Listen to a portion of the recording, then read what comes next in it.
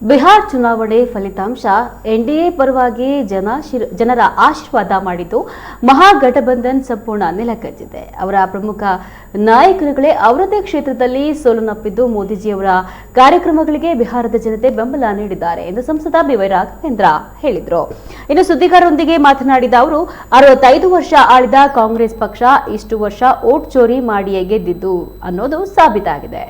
ಅವರದೇ ಓಟ್ ಚೋರಿ ಅಭಿಯಾನದ ಪರಿಣಾಮ ಚುನಾವಣಾ ಆಯೋಗದ ಬಿಗಿ ಕ್ರಮದಿಂದಾಗಿ 43 ಲಕ್ಷ ಅನರ್ಹ ಮತಗಳು ಡಿಲೀಟ್ ಆಗಿದೆ. ಹೊಸ ಮತಗಳು ಸೇರ್ಪಡೆ ಆಗಿದೆ.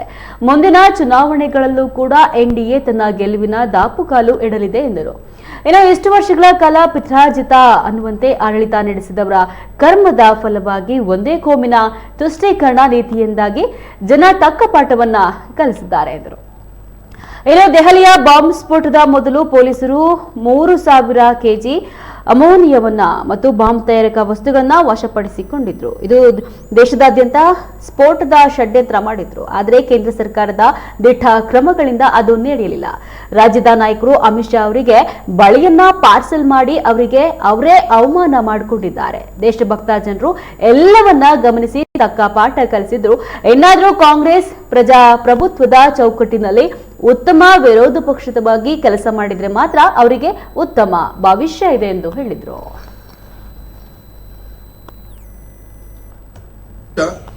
ಇವತ್ತು ಉತ್ಸಾಹದಲ್ಲಿ ಒಂದು ಸಂಭ್ರಮಾಚರಣೆ ಆಚರಣೆ ಮಾಡಬೇಕು ಒಂದ್ ಕಡೆಗೆ ಇನ್ನೊಂದ್ ಕಡೆಗೆ ಮೊನ್ನೆ ಡೆಲ್ಲಿಲಿ ಇವತ್ತು ನರರಾಕ್ಷಸರ ಒಂದು ಕೃತ್ಯದಿಂದ ಉಗ್ರಗಾಮಿಗಳ ಒಂದು ಚಟುವಟಿಕೆಗಳಿಂದ ಆದಂತ ಘಟನೆ ಕೂಡ ಒಂದು ನೋವು ಇದೆ. ಇದ್ರ ಮಧ್ಯನೂ ಕೂಡ ಸಹಜವಾದ ಒಂದು ಪ್ರಜಾಪ್ರಭುತ್ವದ ಒಂದು ಗೆಲುವಾಗಿದೆ.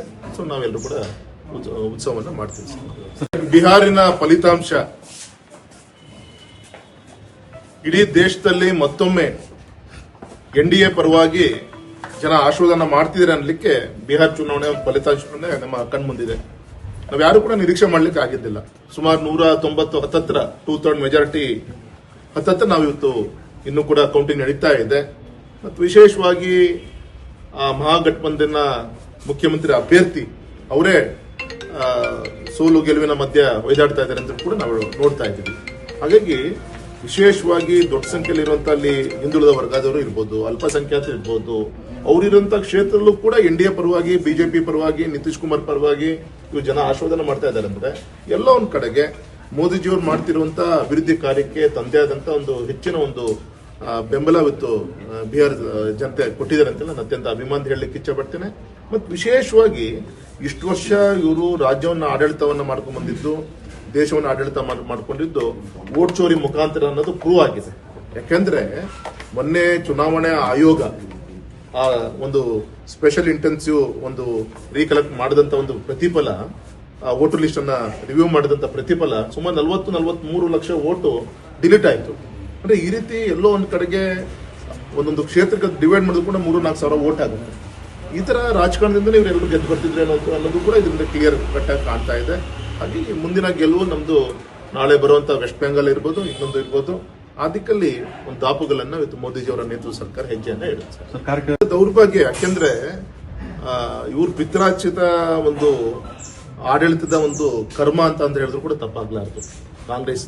ಯಾಕೆಂದ್ರೆ ಇವರು 60-65 ವರ್ಷ ಈ ದೇಶವನ್ನು ಆಡಳಿತ ಮಾಡ್ಕೊಂತ ಬಂದ್ರು. ವೋಟ್ ತುಷ್ಟೀಕರಣಕ್ಕೋಸ್ಕರ ಎಲ್ಲೋ ಒಂದ್ ಕಡೆಗೆ ಒಂದು ಕೋಮವನ್ನ ಪ್ರೀತಿ ಮಾಡ್ಕೊಂತ ಬಂದ್ರು. ಆ ಕೋಮನ್ ಪ್ರೀತಿ ಮಾಡೋದು ತಪ್ಪು ಅಂತ ನಾನು ಹೇಳ್ತಾ ಇಲ್ಲ. ಎಲ್ಲರನ್ನೂ ಕೂಡ ಸರಿ ಸಮಾನ ತೆಗೆದುಕೊಂಡು ಹೋಗಬೇಕಾಗಿತ್ತು. ಯಾವುದೇ ಕೋಮಲ್ಲಿ ಏನೇ ಕೆಟ್ಟ ಘಟನೆಗಳು ನಡೆದಾಗ ಅದು ಖಂಡಿಸಬೇಕಾಗಿತ್ತು. ನಮ್ಮ ಹಿಂದೂಗಳಲ್ಲಿ ನಡೆದಂತ ಘಟನೆಗಳಿಗೆ ಖಂಡಿಸ್ತಾ ಇದ್ರು. ಆ ರೀತಿಯಂತ ಅಲ್ಪಸಂಖ್ಯಾತ ಬಂಧುಗಳ ಮಧ್ಯದಲ್ಲಿ ಆದಂತ ವಿಚಾರಗಳಿದ್ರೆ ಅದು ಕಂಡು ಕಾಣ್ಲಿದಂಗೆ ಮುಂದೆ ಹೋಗ್ತಿದ್ದ ಪ್ರಯತ್ನ ಅದು ಡೆಲ್ಲಿಯಿಂದ ಹಿಡಿದು ಬೆಂಗಳೂರು ಕೂಡ ಆಯ್ತು. ಅದು ಪ್ರತಿಫಲ ಇವತ್ತು ನಾವು ಉಂಟಾ ಇದ್ವಿ. ಹಾಗಾಗಿ ಇವತ್ತು ಮೋದಿಜಿಯವರ ನೇತೃತ್ವದಲ್ಲಿ ಎಲ್ಲದೂ ಕೂಡ ಸರಿ ಮಾಡುವಂತ ಒಂದು ದೊಡ್ಡ ಸವಾಲು ಇವತ್ತು ನಮ್ಮ ಸರ್ಕಾರದ ಮೇಲೆ ಇದೆ. ಆ ದಿಕ್ಕಲ್ಲಿ ಇವತ್ತು ಕೆಲಸವನ್ನು ನಿರ್ವಹಣೆ ಮಾಡ್ತಾ ಇದ್ದೇನೆ.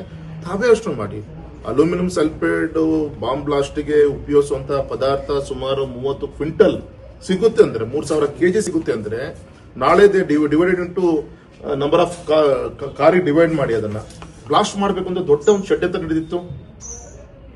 ಹಾಗಾಗಿ ದೊಡ್ಡ ಒಂದು ಷಡ್ಯಂತ್ರವನ್ನು ತಪ್ಪಿಸುವಂತ ಕೆಲಸ ಇವತ್ತು ಮೋದಿಜಿಯವರು ಮಾಡಿದ್ದಾರೆ. ಈ ಸಂದರ್ಭದಲ್ಲಿ ನಮ್ಮ ರಾಜ್ಯದಲ್ಲಿ ಕಾಂಗ್ರೆಸ್ಸಿನ ನಾಯಕರು ಅಮಿತ್ ಶಾ ಜಿ ಅವ್ರ ಕೈ ಬಳೆ ಹಾಕೊಬೇಕು, ರೆಸಿಗ್ನೇಷನ್ ಕೊಡಬೇಕು, ಈ ರೀತಿಯಂತ ಒಂದು ಹೇಳಿಕೆಯನ್ನು ಕೊಡ್ತಾ ಇದ್ದಾರೆ ಅದು ಅವರಿಗೆ ಅವ್ರು ಮಾಡ್ತಿರುವಂತ ಅವಮಾನ. ಈ ರೀತಿಯಂತ ಹೇಳಿಕೆಯಿಂದನೇ ಇವತ್ತು ನಿಮ್ಮ